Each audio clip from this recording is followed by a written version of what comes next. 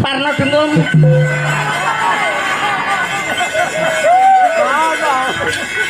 Aku diwangi genyo to yuyu Pak Yasa.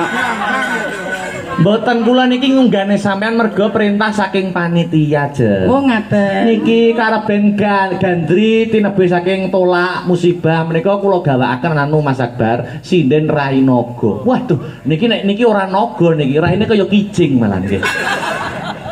Ya aja sia-sia to Mas kae. Mboten nggih. Ya aja naga to Mas. Lha napa? Buta ngono lho Mas. Malah nesu. Dadi ben ngletak dalange lho. Niki bersih desa. Ngaten nggih. Heeh. Mang Mas Dalang dhewe gandri. Gandri ya. Gandri. Heeh. Gandri. Gandri niku napa to Mas? Ya jeneng desa no. Heeh. Santeku wit mah. Duh. Aku meng nyuwun sewu. Ngapunten Pak Lurah. Heeh. Tak awe ngene. Piye? Rene Gus aku. Heeh. Sing mbok